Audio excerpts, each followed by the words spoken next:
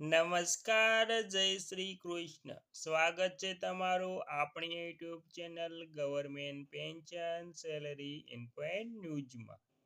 તો આજે આપણે વાત કરવાના છીએ કે વિધવા મહિલાઓની સહાયમાં જે વધારો કરવામાં આવ્યો છે તેના વિશે. તો ગુજરાત રાજ્ય સરકારે વિધવા મહિલાઓ માટે લીધો હિતકારી નિર્ણય. સરકારનો સૌથી મોટો નિર્ણય.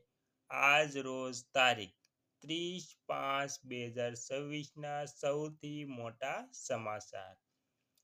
તો હવે ગુજરાત રાજ્યના વિધવા મહિલાઓ માટે રાજ્ય સરકારે સૌથી મોટો નિર્ણય લેવાતા વિધવા મહિલાઓને મળતી સહાયમાં સૌથી મોટો વધારો કરાયો છે.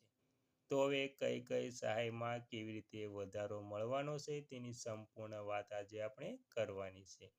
તો સંપૂર્ણ વાત વિગતવાર જાણતા પહેલા તમને એક નમ્ર વિનંતી છે કે તમે આપણી ચેનલમાં નવા હોય તો આપણી ચેનલને સબસ્ક્રાઇબ કરી લેજો અને વિડીયો ગમે તો લાઈક પણ કરી દેજો. તો વિગતવાર જાણીએ તો ગુજરાત સરકાર દ્વારા વિધવા મહિલાઓ ગંગા સ્વરૂપા માટેની આર્થિક સહાય અને કલ્યાણકારી યોજનાઓના બજેટ તેમની સુવિધાઓમાં નોંધપાત્ર વધારો કરવામાં આવ્યો છે. આ વિષય અંગેની મુખ્ય અપડેટ જોઈએ તો ગંગા સ્વરૂપા આર્થિક સહાય યોજના બજેટમાં વધારો. મોટો બજેટ. તો તેમાં જોઈએ તો બજેટમાં મોટો વધારો. તેમાં સરકાર દ્વારા વિધવા મહિલાઓને આર્થિક રીતે સક્ષમ બનાવવા માટે વર્ષ 2025-26ના બજેટમાં ગત વર્ષની સરખામણીએ રૂપિયા 700 કરોડનો મોટો વધારો કરવામાં આવ્યો છે. તો આવી રીતે ગુજરાત રાજ્ય સરકારે વિધવા મહિલાઓ માટે સહાયમાં સૌથી મોટો વધારો કરવાની પણ નિર્ણય લીધો છે.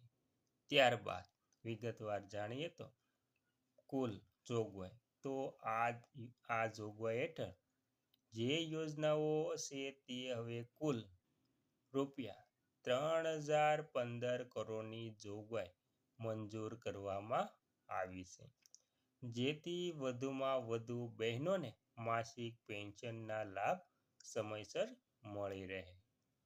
લાભાર્થીઓની સંખ્યાની વાત કરીએ તો વર્ષ 2024-25 દરમિયાન રાજ્યની 16,49,000થી વધુ વિધવાઓને આ યોજના અંતર્ગત રૂપિયા 2166.66 કરોડથી વધુની સહાય ચૂકવવામાં આવી હતી.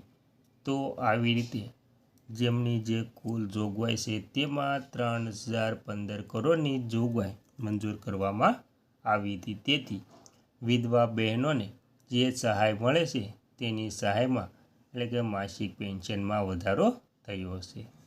ત્યારબાદ આત્મનિર્ભર બનાવવાની નવી પશુપાલન સહાય યોજના. તો વિધવા બહેનો ઘરે બેઠા રોજગારી મેળવી આત્મનિર્ભર બની શકે છે. તે માટે વિધવા બહેનોને તાજેતરમાં જ મે 2026 એક નવી પશુપાલન યોજના પણ શરૂ કરવામાં આવી છે. તો મિત્રો વિધવા મહિલાઓ માટે આ એક નવી યોજના જે પશુપાલન છે તે શરૂ કરવામાં આવી છે. તેમાં ગાય ભેંસ પાલન પ્રથમ યુનિટ છે. તેમાં કેટલ શેડ બનાવવા માટે રૂપિયા 30,000, પશુના ખાણ માટે રૂપિયા 4,000 ને બિયારણ કીટ માટે રૂપિયા 600 મળીને કુલ 35,200 રૂપિયાની સહાય મળે છે. અને બકરા પાલન બીજું યુનિટ છે. પશુપાલન એકમ સ્થાપવા માટે કુલ રૂપિયા 50,400 સુધીની સહાય આપવામાં આવે છે.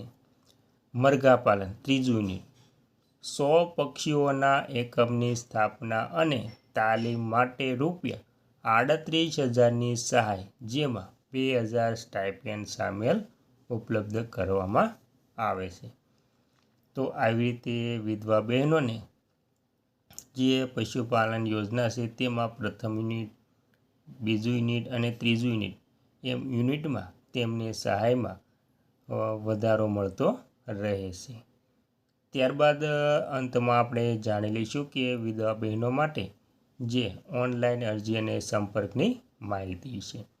તો પોર્ટલ લિંક, પશુપાલન સહાય યોજનાનો લાભ લેવા માટે આઈ ખેડૂત પોર્ટલ પર ઓનલાઈન અરજી કરવાની રહેશે.